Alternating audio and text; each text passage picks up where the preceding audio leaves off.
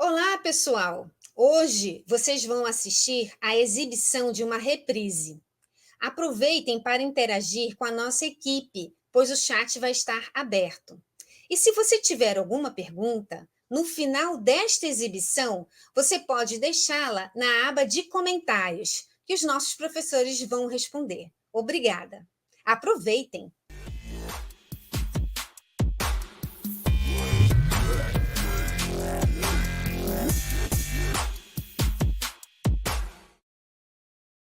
Olá, olá, boa noite, painelistas. Bem-vindos ao Painel Evolutivo, um programa produzido pelo Instituto Internacional de Projeciologia e Conscienciologia, IIPC, com transmissão pelo YouTube, Facebook, todas as terças-feiras, às 21 horas. E lembramos que o nosso programa também está disponível nas diversas plataformas de podcast.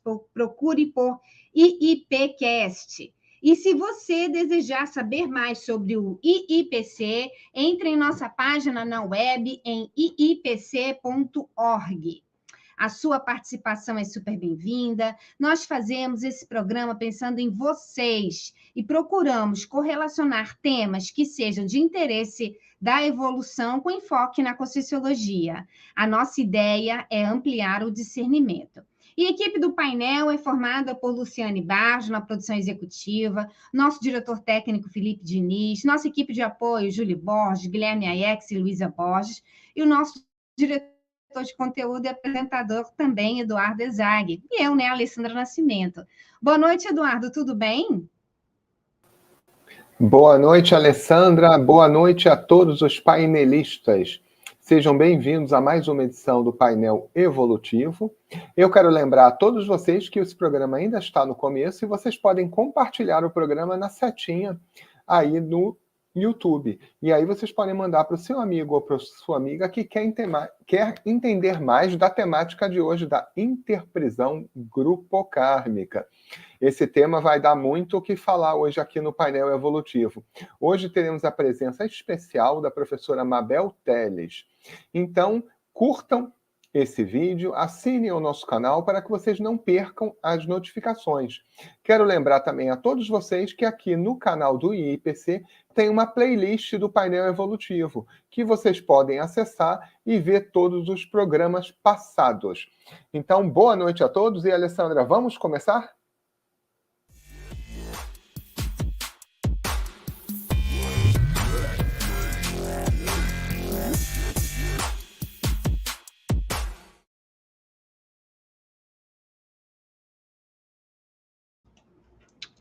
Em nossa caminhada, através de múltiplas vidas, estamos sempre acompanhados de outras consciências. As nossas ações e relações com essas consciências podem causar relações mais saudáveis ou mais patológicas. Em alguns casos, nossas ações imaturas têm consequências que podem durar centenas de anos. Como podemos entender a interprisão grupocármica? É possível desatar os nós que foram criados em outras vidas? Um amor não correspondido pode se tornar um assédio interdimensional? Como são as energias entre as consciências com esse nível de interprisão?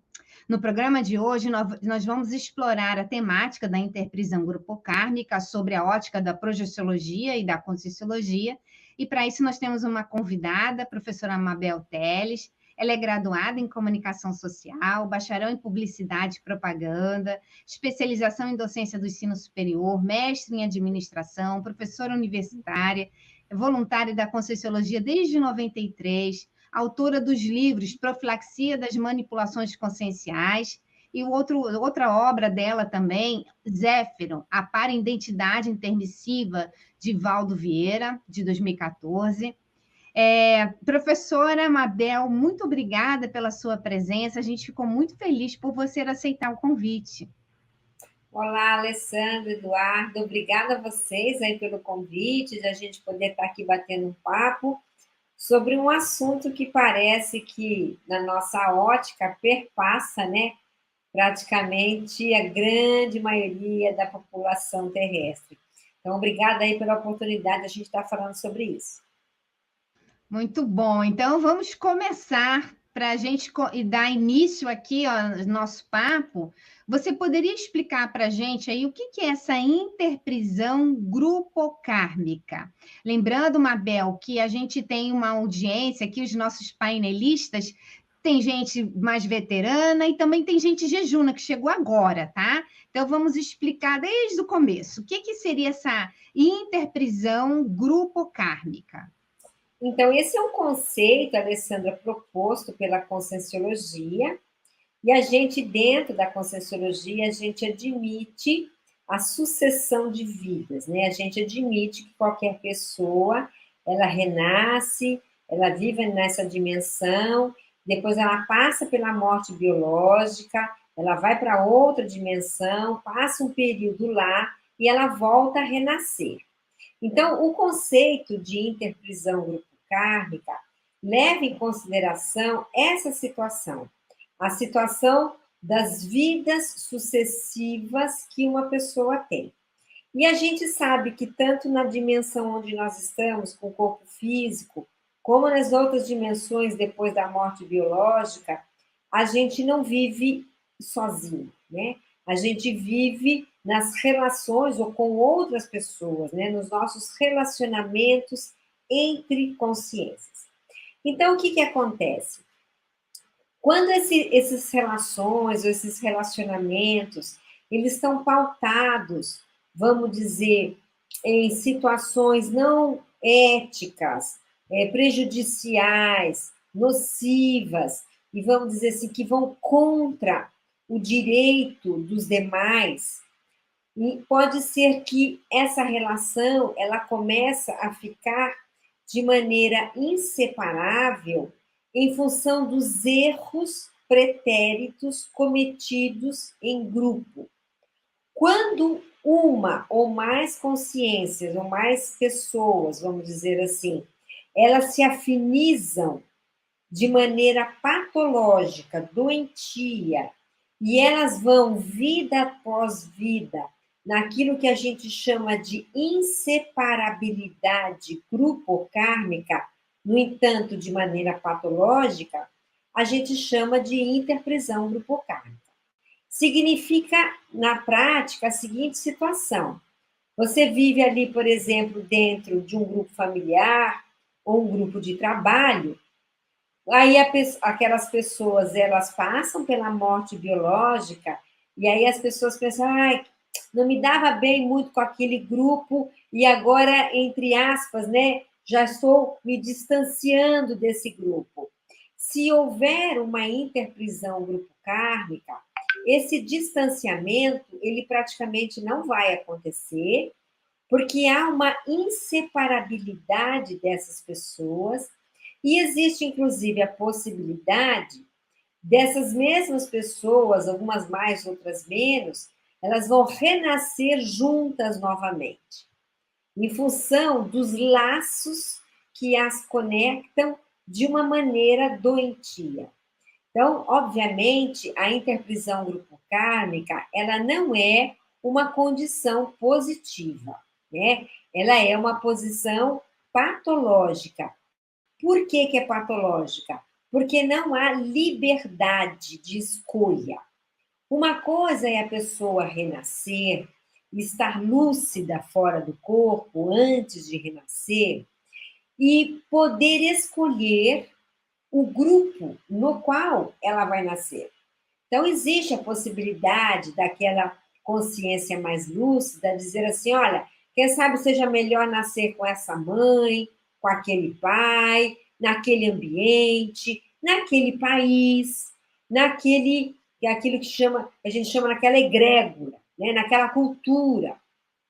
Essa é a condição mais avançada, né? Porque a pessoa ela tem condições de decidir o que é melhor para a evolução de todo mundo.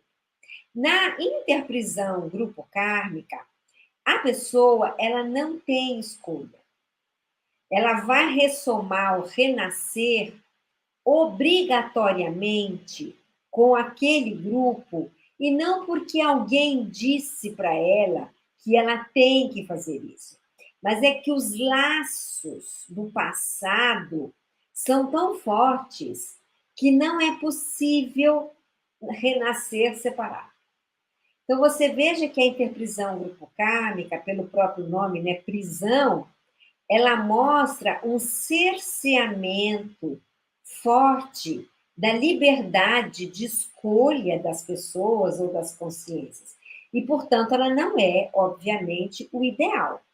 Mas, se a gente olhar, vamos dizer assim, o nível evolutivo de todos nós, na média evolutiva do nosso planeta, a gente vai ver que, muito provavelmente, por hipótese aqui, né, a grande maioria da nossa população, incluindo todos nós, temos níveis de interprisão grupo K, né?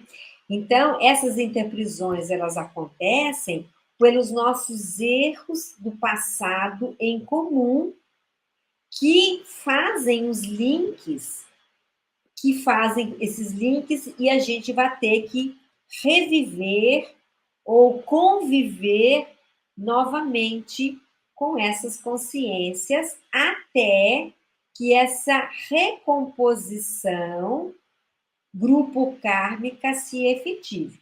E aí, já para a gente começar, Alessandra, é bom a gente lembrar que tudo indica que a evolução ela caminha para a libertação, né? Dessas recomposições que a gente precisa fazer. Então, a gente parece que sai da condição, eu estou dizendo isso no processo evolutivo, né? A gente sai da condição de interprisão com um determinado grupo, a gente vai revivendo, recompondo, assistindo, nós a eles e eles a nós, né? Aqueles laços doentios vão se transformando em laços de fraternismo, de coleguismo, de amizade. E quando essa convivialidade se restaura, os laços doentios se dissipam e a liberdade em relação àquele grupo aumenta. Então, tudo indica que a evolução ela caminha para isso, né? E é por isso que a gente renasce e tem uma nova oportunidade de recompor, eventualmente, algum erro do passado. Parece que a lógica evolutiva, ela segue esse caminho. Muito bacana essa explicação que você deu agora, principalmente o final da explicação. Então, tudo indica que não tem jeito, a gente vai ter que fazer as pazes com os nossos inimigos, né? A gente vai ter que se dar bem com todo mundo, a gente vai ter que se dar bem com todo mundo, né? E o que é mais legal dessa história, Alessandra, é que a gente vai ter que se dar bem e ajudar todo mundo. É porque ainda tem mais uma partezinha. Não adianta, quem sabe, em alguns casos, só, vamos dizer assim, fazer as pazes. Às vezes vai ter que dar a mão, vai ter que ajudar em alguma situação. Aí a pessoa renasce numa família onde ela tem que atender o familiar depende dela e ela vai ter que atender a essa pessoa por vários anos, às vezes um período mais curto. Então, veja, não basta só as fases, né? Parece que em certas situações você vai dar um pouquinho mais do que só uma convivência mais harmoniosa. Você está assistindo uma reprise. Continue interagindo, pois o chat está aberto. Se você tiver alguma pergunta, no final desta transmissão, coloque-a na aba de comentários, que a nossa equipe irá responder. Agora, Mabel, antes de a gente passar para essa parte que eu acho muito interessante, queria voltar um pouquinho atrás, voltar um pouquinho lá no início da sua fala. Você falou desses laços, né? Esses laços que a gente possui com determinadas pessoas. A gente, em Conscienciologia, em Projeciologia, a gente fala muito das bioenergias.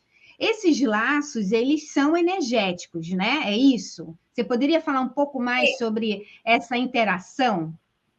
Eles são laços energéticos baseados, vamos dizer, nos nos fatos pretéritos que ocorreram em comum. Então, essas pessoas, elas criam assinaturas pegadas na dimensão intrafísica, que nada mais é do que energia, não é isso?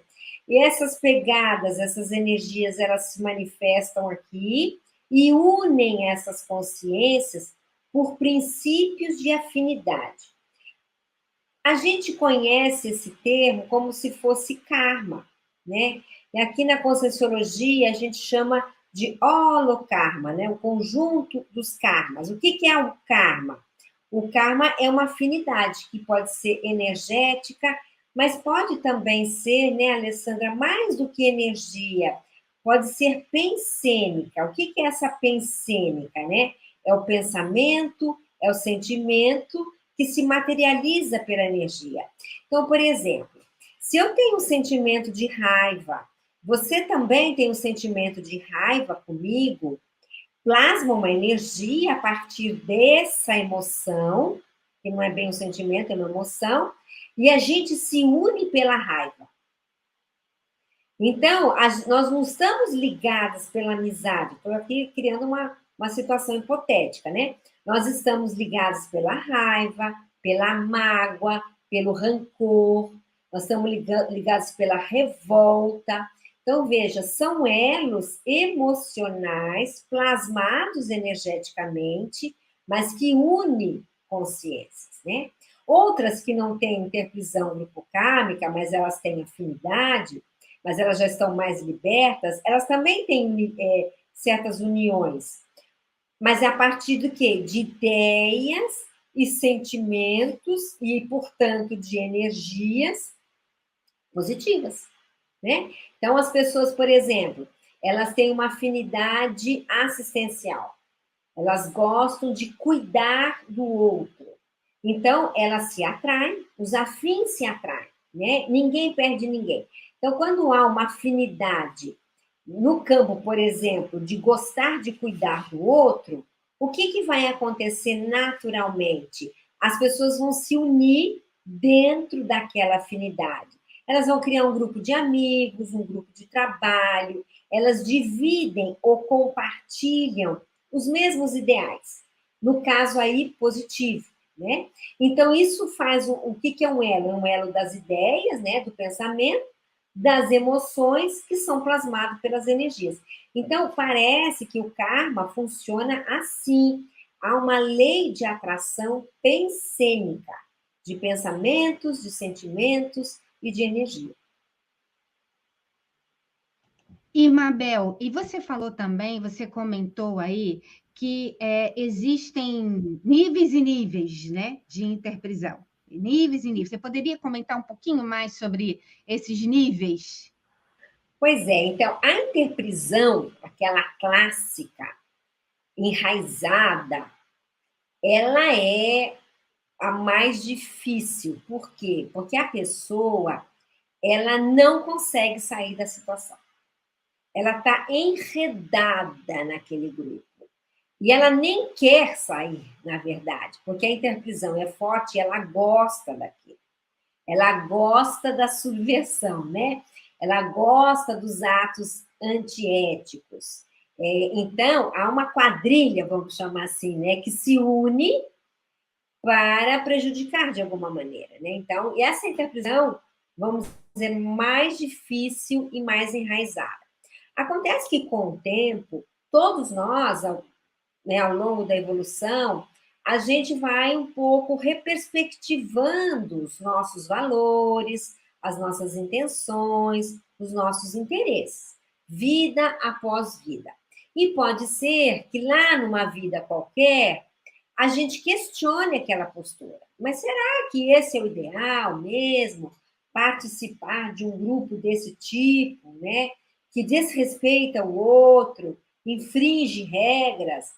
E quando ela começa a questionar, né, esses princípios, ela já não está mais na fase mais difícil da interprisão, mas ela começa um movimento de tentar se libertar. Mas, às vezes, essa libertação ela não vai chegar rápido. Então, ela entra numa fase de vitimização. Essa fase de vitimização é quando tudo dá para trás, né? Porque ela é vítima dos próprios erros do passado que ela mesma criou.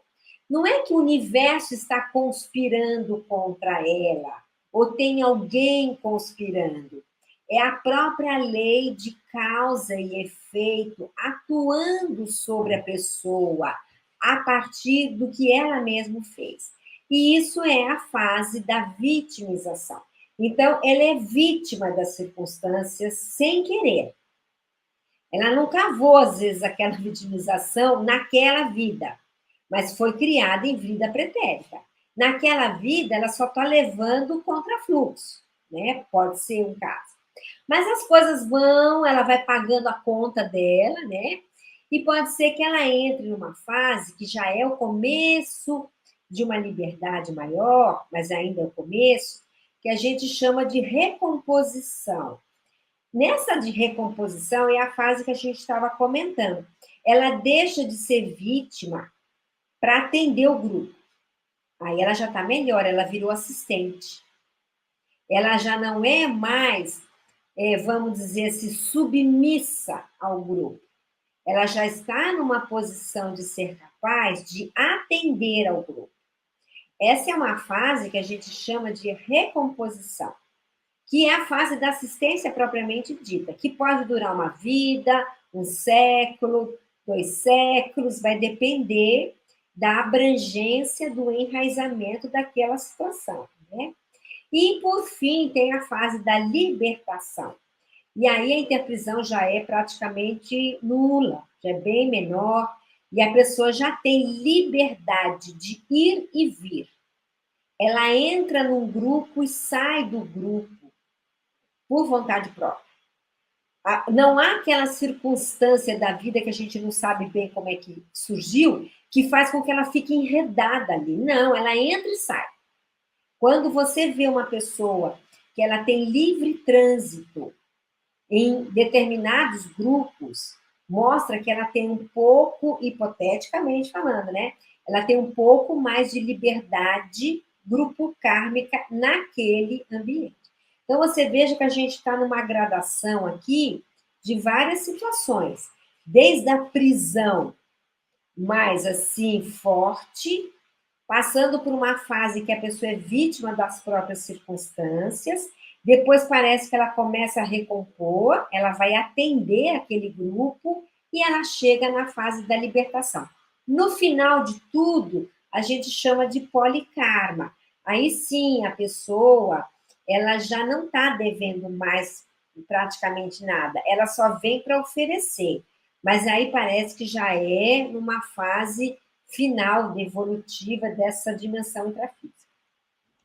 Nessa fase da interprisão, quando a pessoa passa para essa etapa aí da vitimização, né, que eu achei muito interessante esse termo, parece assim, dando um exemplo, né? A pessoa tenta fazer uma coisa, mas não consegue, parece que dá tudo errado para ela, parece que a situação se repete várias vezes na vida dela, mesmo que ela mude de trabalho, aquele evento acontece de novo, de novo, de novo, então mesmo que ela fuja, parece que aquilo vem para ela, né? Isso, o que é então, seu vem para a sua mão. Sim, isso tem a ver, então, acho que o questionamento que a pessoa tem que fazer é o que a pessoa tem a ver com aquela situação, né? Isso. Seria isso, né? Para ajudar a pessoa a sair dessa situação. E como é que ela sai de uma situação dessa? A melhor maneira é ter consciência da própria situação, né? Se ela começa a ter consciência do ambiente e das dívidas kármicas que ela tem, e que isso, gente, não tem nada a ver com o processo religioso. É um processo muito lógico, né? A sua conta corrente está negativa, a minha conta corrente está negativa na hora que eu tenho interprisão grupo kármica, né? Ou seja, eu devo mais do que eu tenho de saldo, né?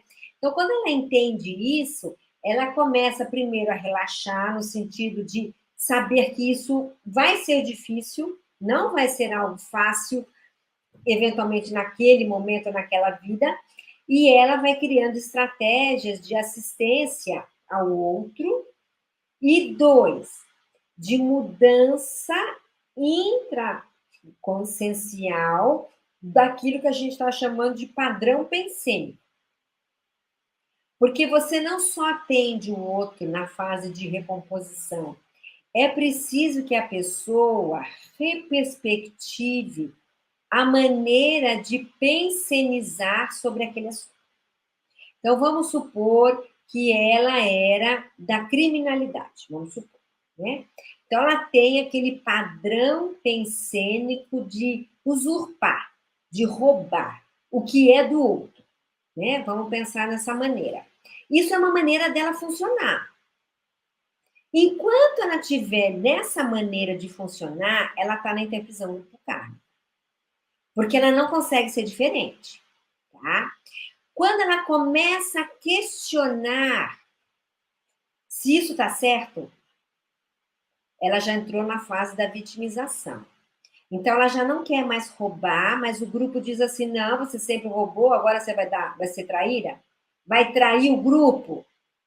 Você era líder, nossa, como é que agora você vai virar as costas? Não, você volta aqui, filha. Vamos continuar roubando. Essa é a fase da vitimização. Ela tenta sair, mas não vai. Mas ela vai continuar mudando a maneira dela pensar ou pensionizar. Quando aquilo começa a se instaurar, isso estou falando, gente, ao longo das vidas, né? Quando aquilo começa a ficar mais forte, esse novo padrão pensênico, e ela já criou uma certa experiência, ela já pode ressomar naquele grupo e falar, não, aqui nós não vamos roubar mais não, eu vou ensinar para vocês o que é ética. Aí ela entrou na fase da recomposição. Quando ela começa a ensinar o que é ética, pode ser que tudo dê errado.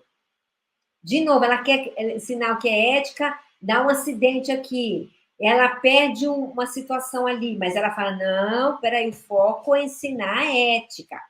E aí ela vai nessa fase da recomposição, até chegar na fase da libertação, né? Então, é como você bem disse, Alessandra, as coisas começam a dar errado. Por quê? Porque o karma, o holokarma dela vem no sentido contrário, né? Mas era bom lembrar que o que facilita muito não é só esse esforço, mas é a mudança do padrão pensênico, que coloca ela num outro patamar perante aquela situação. Não sei se ficou claro isso aí. Eu acho que sim, ficou claro sim. Agora, em Conscienciologia, né, que é a ciência que estuda a consciência, nós valorizamos muito o processo do parapsiquismo. Por que o processo energético, o parapsiquismo, pode ajudar a gente a perceber essa interprisão grupocármica e ajudar a gente a sair dessa condição? O parapsiquismo ele é uma ferramenta boa, né? Essa coisa de você perceber o não físico. Ele é uma ferramenta excelente nesse sentido, porque você vai ter condições de mapear a realidade não física da própria situação. Quem é o que está cobrando? Quem são o que a gente chama de credores? Quem eu tenho que atender para minimizar pressão sobre essas fases que às vezes são complicadas? Como é que eu posso doar as minhas energias em favor desse grupo, de maneira lúcida, a partir do meu parapsiquismo? Né? Aí vem a tarefa energética pessoal, que é uma proposta da Conscienciologia, e uma série de outras técnicas bioenergéticas e parapsíquicas para o atendimento das consciências humanas e das consciências não humanas, né? Aqueles que a gente chama de extrafísicos, que já faleceram e que fazem parte do grupo, de maneira a acalmar, pacificar e encaminhar esses que nós chamamos de credores, né? Quem é o credor? O credor é aquele ao qual a gente desrespeitou e ele se sente no direito de cobrar o que lhe foi roubado. E aí, quando eu estou falando roubado, eu não estou falando só de dinheiro, né? Ou de coisas materiais, mas qualquer coisa que vá contra o direito do outro, né? Quando você, vamos dizer assim, utiliza o que não é seu e prejudica o outro tem ou se sente no direito, que também isso é questionável, mas ele se sente no direito de falar, ó, presta atenção, você está me devendo. Esse é o credor. Quando existe isso, há uma interprisão. Né? Quando há essa cobrança, a interprisão ainda está mais forte. Né? E o parapsiquismo ajuda nesse pagamento, vamos chamar assim.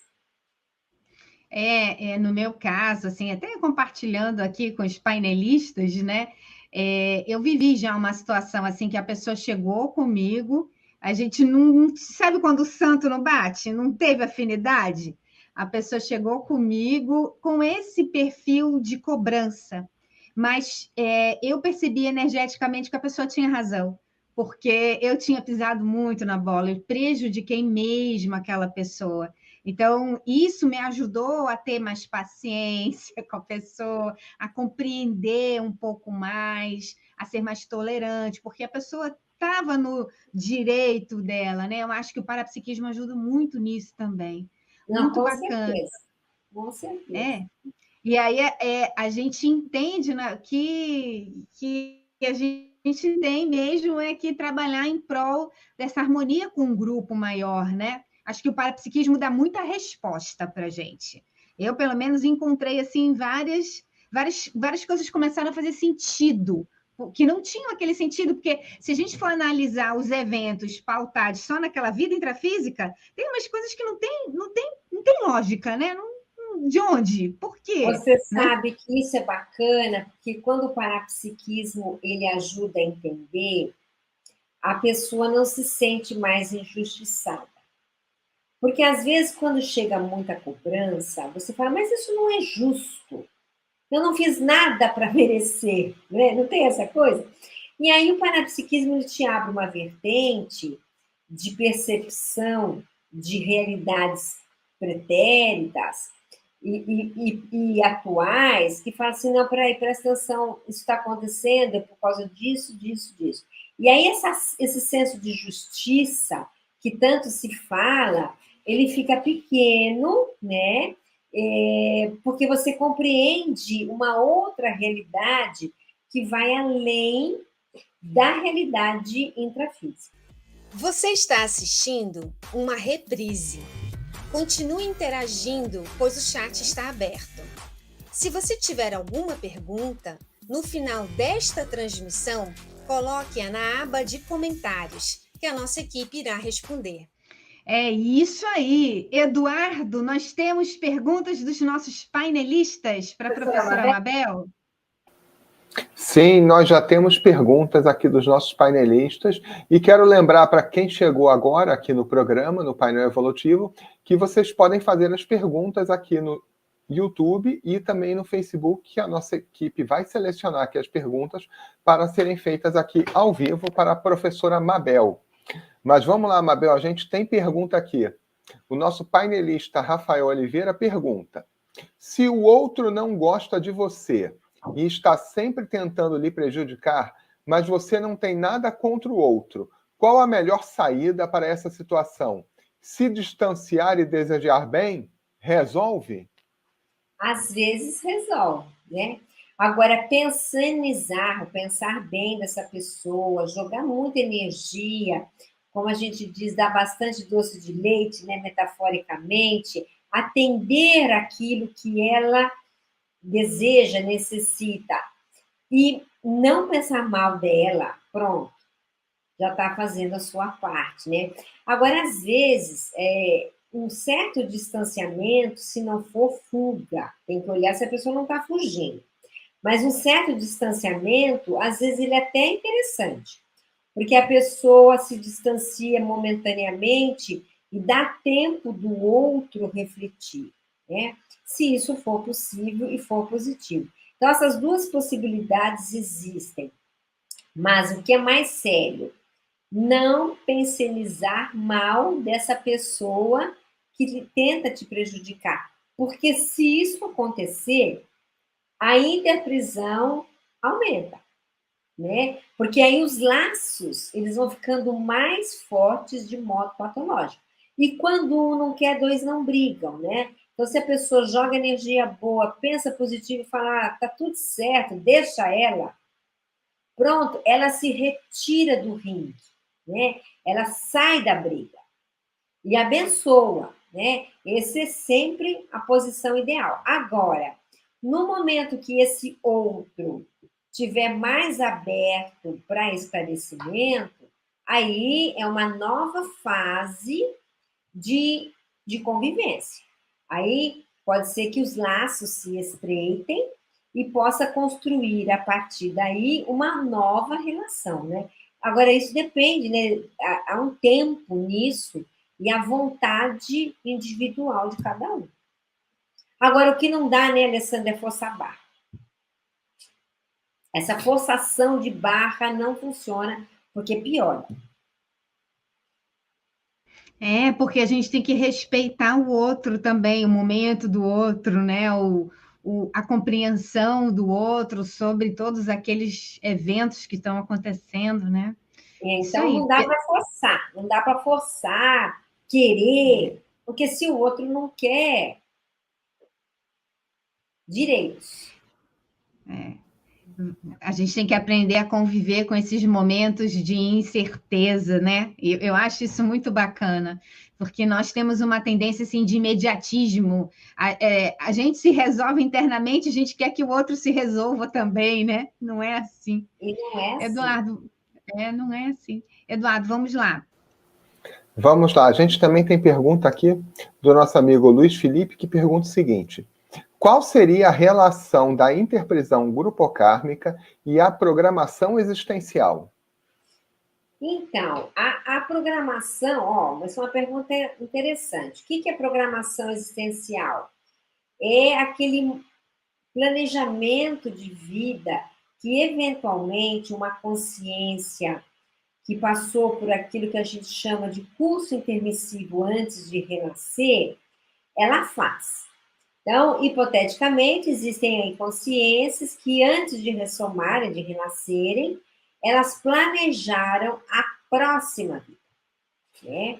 Então, veja, vamos pensar aqui. Se essas consciências estavam lúcidas para isso e tiveram condições, ou pelo menos de entender o que ia acontecer, significa que elas tinham interprisões grupocármicas, porque todos nós temos, mas essas interprisões não eram acachapantes. Porque quando há uma interprisão acachapante, não há escolha, né? Então, isso é hipótese, né, gente? Só pela lógica. Então, óbvio que todas as pessoas que têm programação de vida têm interprisão grupocármica, mas elas não são, assim, deterministas, daquilo que você não consegue fugir de jeito nenhum, né? Porque aí, quando existe o caso de você não conseguir fugir de jeito nenhum, não se programa absolutamente nada. Você nasce compulsoriamente, sem nem saber por quê. E quando você vê, você está naquele grupo, naquele ambiente, naquela família. Bom, mas então vamos pensar na pessoa que, sim, ela fez curso intermissivo, ela tem uma programação existencial e ela também tem interprisão grupocármica, mas não é uma coisa horrível. E ela deve ter, aliás, várias interprisões grupocármicas. Então, a vida humana, nesse caso, ela é programada para tentar aliviar certas interprisões. E a pessoa, nesse caso, ela tem, inclusive, mais ferramentas para minimizar isso. Seja pela recomposição, seja... Normalmente é pela recomposição, né? Quem tem curso intermissivo que está trabalhando com interprisão grupo karma, na maioria das vezes está no estágio da recomposição. Ou seja, ela tem que atender o grupo. Então, ela se planeja antecipadamente de como, de que jeito ela vai atender o grupo. Então, por exemplo, o ex-belicista. Ele foi belicista em vidas pretéritas, tudo isso aqui, gente, não é regra, né? Estou trazendo só como exemplo. Ele foi belicista, carnificina, matança exagerada, sei lá, 2 milênios atrás. E ele fala assim, agora eu estou lúcido e agora eu preciso recompor. Né? Ele está fazendo um curso intermissivo e ele vai recompor aquilo. Aí ele fala, bom, mas que ferramenta que eu vou usar? Ah, eu acho que eu vou ser médico. Olha, se calhar eu vou ser ortopedista, porque eu arrebentei tanta gente nas guerras que agora eu vou curar, eu vou tratar o osso quebrado, entendeu? A perturbação que a pessoa traz fisicamente. Não que, gente, de maneira alguma, todos os ortopedistas foram belos, de maneira alguma, mas é um exemplo, né? Agora vamos pegar um outro exemplo. A pessoa, ela foi assim, desencaminhou muita gente do ponto de vista ideativo, né? Então, aquilo que a gente chama de assédio mental somático, né? Aonde você inculca os outros de uma maneira patológica. Aí ela fala, nossa, mas eu errei e tal, eu vou ter uma programação de vida. O que eu posso fazer para recompor? Eu acho que você vai ter que ser professor. Você vai para a docência para endireitar a cabeça dos outros. Tudo que você desviou, agora você vai botar no trilho, né? Então, quem sabe uma cláusula pétrea, né? Uma prioridade da sua vida nessa programação existencial é dar aula, fazer esclarecimento, melhorar os atributos mentais das pessoas que você atrapalhou no passado, que você confundiu, que você distorceu, enfim. Então, estou dando exemplos, não quer dizer também que seja regra, tá, gente? Mas eu estou dizendo, pela pergunta aqui do Felipe, como é que um intermissivista, né, uma consciência que está fazendo o curso intermissivo antes de renascer, ela poderia raciocinar, né? No sentido de se planejar para minimizar as interprisões que ela tem, né? E assim por diante. Então, a gente tem que ver, e isso é bem legal, assim, você que está aí nos ouvindo, né? Qual que é a sua profissão? O que você atende? E a partir disso, o que seria, quem sabe, uma linha no passado, relacionada ao que você faz hoje, né? Para a gente tentar buscar uma raiz daquelas vidas pretéritas que mostrem o motivo de você estarmos numa determinada atividade na atual vida, no sentido de recompor o que a gente fez no passado. Eu não sei se ajudei aí a pergunta. Ajudou sim. E, Mabel, se a pessoa se interessa por esse tipo de assunto, se ela está aqui com a gente no programa Painel Evolutivo, é porque ela já começou a pensar sobre alguma coisa nesse sentido, né? Se ela se interessa por esses temas, por esses assuntos, aí eu acho que vale a pena a pessoa investigar mesmo, começar a estudar mais Conscienciologia, né? A gente tem dentro das instituições conscienciocêntricas vários cursos, né? Então, é muito bacana a gente colocar a pulguinha aí para a pessoa ir atrás das respostas, né? Das respostas. Nós temos muitas atividades gratuitas, como essa, que é uma live, né? uma entrevista. A gente tem muita coisa. E eu queria aproveitar também para divulgar, Alessandra, a gente tem na Conscienciologia um site que se chama ICGE. Está aí na tela de vocês, icge.org.br.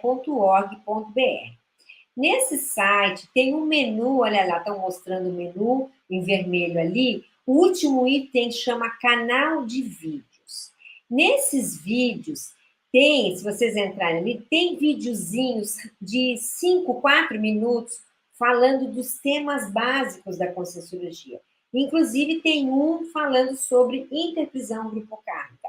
Então, quem tiver interessado, são pílulas, assim, e que indicam quais os cursos, quais as instituições no final do vídeo que tem relação com aquele tema. Então, de repente, a pessoa que está chegando hoje, que está meio perdida, vai ali também, dá uma olhadinha nesses vídeos que pode ser que ajude. Muito bom isso. E a gente tem sempre painelista que está chegando agora. Muito bom. Eduardo, vamos lá, Eduardo. Os nossos painelistas, perguntam. Vamos lá, continuando. O nosso painelista Edmarcos Narisco, ele pergunta assim: como o afastamento de uma pessoa pode ser positivo? Como ajudar à distância? Olha, eu tenho um caso particular. Eu queria fazer uma determinada reciclagem de vida e certas pessoas do meu grupo não entendiam e ficaram contrárias ao meu posicionamento.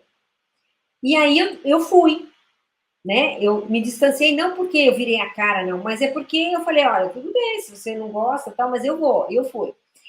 E passou um ano, dois, essas pessoas viram que eu melhorei, que eu estava melhor do que eu estava antes, há 2 anos atrás. E quando isso aconteceu, quer dizer, o meu exemplo ajudou o grupo. Que eles falaram assim, não, mas olha, quem sabe aquela pessoa ali, ela decidiu corretamente. Quem sabe o exemplo dela pode servir para mim, né? Então, nesse caso, a distância foi boa, mas não pela distância em si, mas porque houve tempo do grupo reconhecer certo acerto. Da mesma maneira, eu já vi isso acontecer para o outro acertou quando ele se distanciou. Então, você veja, isso às vezes acontece e são às vezes, não sempre, ocorrências necessárias, né? Porque, às vezes, esse distanciamento ele é necessário para que os dois grupos consigam crescer melhor. Mas, olha, é difícil isso, porque cada caso é um caso. É isso aí, Mabel. Muita coisa aí para a gente estudar ainda. A conscienciologia, para quem, principalmente para quem está chegando, não é algo que você entende só com uma semana. A gente precisa Não. realmente se dedicar, fazer cursos para poder cada um ir aí fazendo o que se chama da autopesquisa, que é um dos pilares aí do nosso paradigma consciencial. Perfeito. A gente tem mais perguntas aqui, Mabel. Pois A não. Silvana Demarque, ela pergunta o seguinte: dentre as várias especialidades da conscienciologia, na sua opinião, qual delas mais poderia nos auxiliar no processo para o hétero-perdão? Eu vou te dar uma especialidade que eu acho que ninguém espera que eu dê, mas eu acho que é essa. É autodiscernimentologia. O hétero-perdão não é um processo emocional. Eu não acredito nisso. O hétero-perdão, ele é um processo de discernimento e de inteligência. Esse é o verdadeiro hétero-perdão. Aquela parte da emoção, não, tudo bem, mas o problema é aqui, né? De você entender que esse é o melhor caminho. E que não faz sentido não ser esse o caminho. Então, veja, eu acho que o hétero-perdão é um problema de discernimento, de juízo crítico, de inteligência pessoal, ou, se preferir, de inteligência evolutiva, no trato com as pessoas, né? Então, eu acho que quem quer melhorar o hétero-perdão, eu, no caso, acho que eu tenho que aumentar o meu autodiscernimento.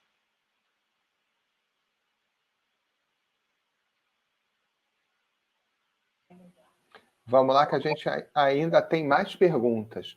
O Rafael Oliveira, ele faz uma pergunta ampla, ele fala assim: e como ter acesso às leis que regem esses efeitos? Ai, Rafael, essa é a pergunta de $1 milhão, né? Então, primeiro, eu acho que a gente tem que estudar o que tem de teoria sobre esse assunto dentro do princípio da discrência. Então, o que eu quero dizer com isso? Vai estudar as leis do holocarma.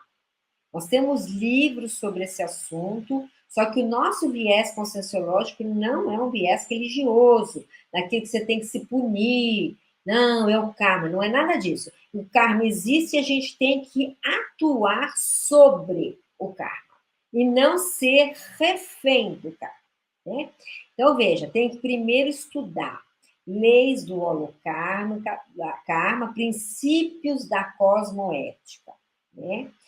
A partir desse estudo com lógica, com juízo crítico, tentar vivenciar fenômenos parapsíquicos com lucidez, para ver se a teoria se encaixa, né? Porque também só engolir a teoria sem ver se aquilo tem lógica e ver se aquilo na prática funciona, não é o ideal, né? Então, você observa a teoria, raciocina, pondera e tenta ver se aquilo se encaixa na lógica da sua vida, se há fatos, ou, dentro do parapsiquismo, se há fatos extrafísicos ou parafatos que corroboram a teoria.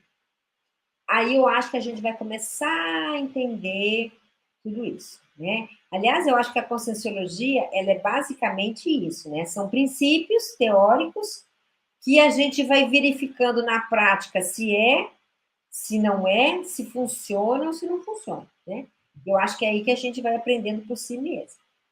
Enfim, não sei se eu ajudei. Mas, ó, tem muita coisa escrita sobre holocarma, né? Tem um livro do professor Valdo Vieira, chama 700 Experimentos da Conscienciologia. É um livro que você pode fazer download gratuito, né? Qualquer pessoa pode fazer. E ali tem todos esses princípios da libertação do Grupo Karma, ou da interprisão do Grupo Karma. Aí está passando no rodapé, baixe os livros da Conscienciologia.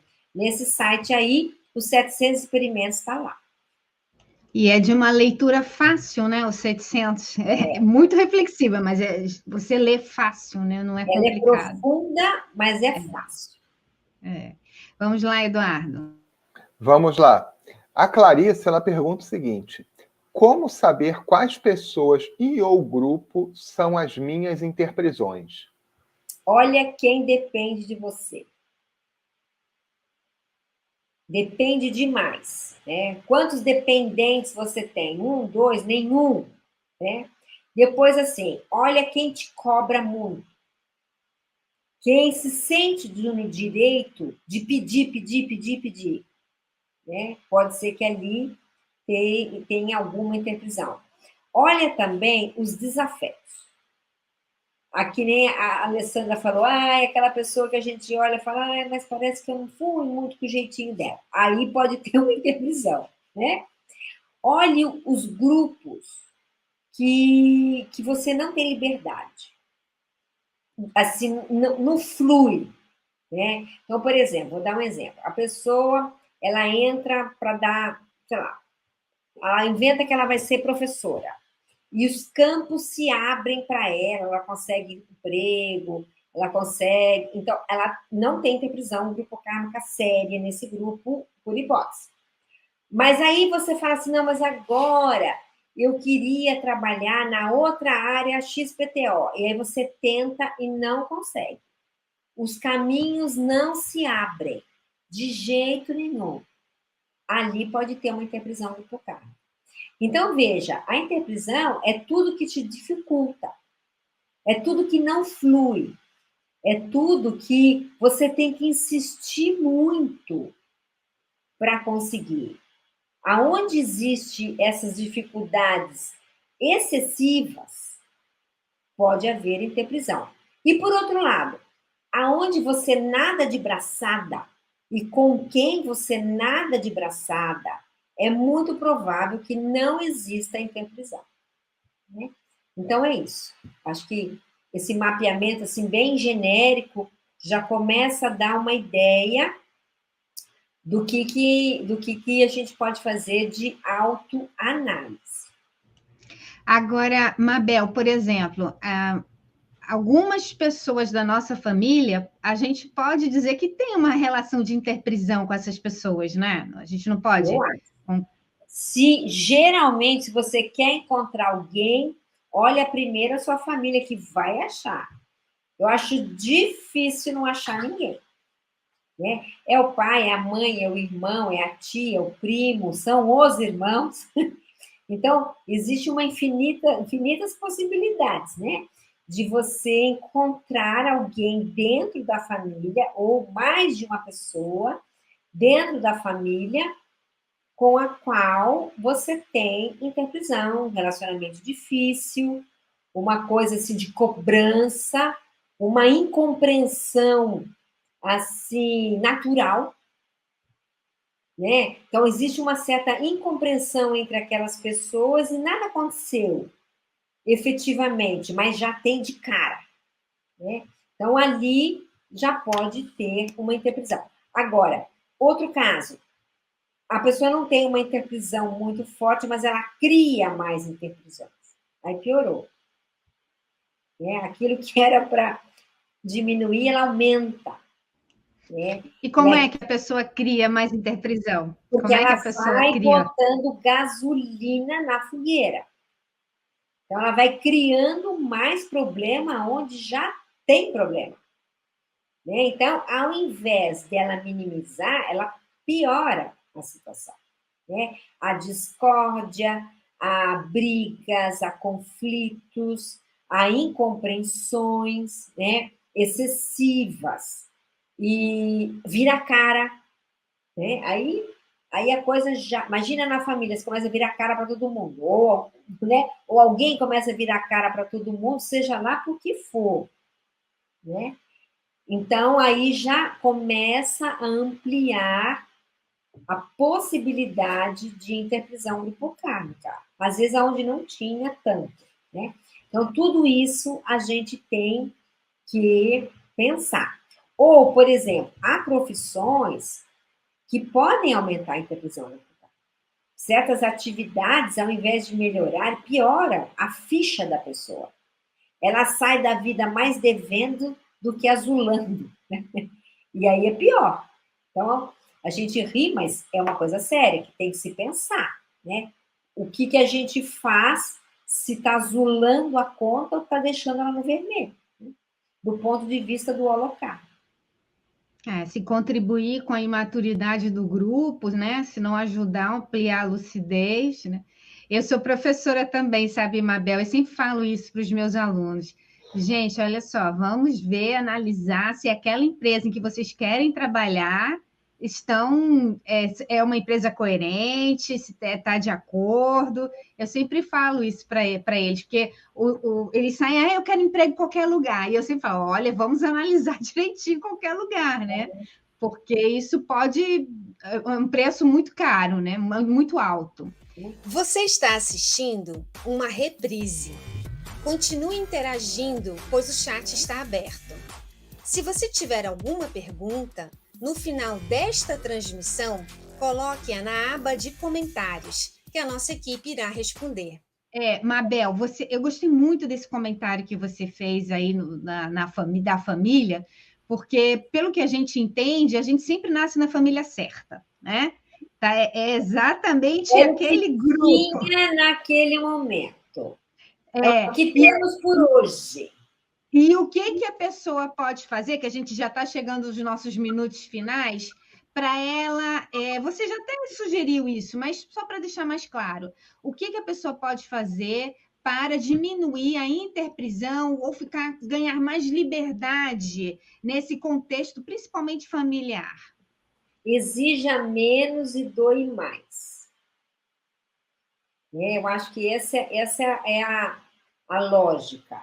Se exigir demais, não tá minimizando os elos, né? Então, exija menos e doe mais, dentro do fôlego de cada um, sabe? Eu acho que se usar essa fórmula, já vai ajudar. E já vai diminuir a pressão, né, das cobranças e do karma, vamos chamar assim, ou das dívidas naquele ambiente. Sabe, Muito bom. Alessandra, teria uma opção de coisa para falar, mas eu fiz uma fórmula rápida aqui. Mas eu acho que essa síntese de estudo, né? Exija menos. Isso aí e doe mais, né? Eu acho que isso aí resume tudo. Muito bom. Isso é inteligência evolutiva, né? Que é um outro tema importante para a gente comentar. É esse que a gente estava chamando de discernimento, né? O discernimento nessas relações, né? E esse é um discernimento que envolve critérios extrafísicos e multiexistenciais, né? Não é qualquer coisa. É isso aí, Mabel. A gente chegou nos nossos minutos finais e nós agradecemos muito a sua presença. Eu vi que tiveram algumas perguntas que não foram respondidas, mas você, painelista, pode colocar aqui na descrição, aqui embaixo da descrição, né, do YouTube, que a gente vai poder responder. Então, a gente agradece imensamente sua participação, Mabel, e espero encontrá-la aí novamente aqui no programa em uma outra oportunidade, porque o assunto não se esgotou, nem vai se esgotar, né? Não, esse assunto ele é ótimo, porque atinge todo mundo, é extremamente complexo. Eu que agradeço a vocês, Alessandra e Eduardo, pelo convite, e assim que possível a gente volta. Eduardo, boa noite. Boa noite, Alessandra. Boa noite, professora Mabel. E boa noite aos painelistas. Agradecemos a presença de todos no programa e até a próxima. É isso aí, pessoal. Então, essa edição do Painel Evolutivo termina aqui. Se a sua pergunta não foi respondida, coloque aqui embaixo nos comentários. Em nome de toda a nossa equipe, muito obrigada pela sua participação, pela sua companhia e uma excelente semana a todos. Até a próxima terça-feira, às 21 horas. Até mais. Obrigada, Mabel. Obrigada a você.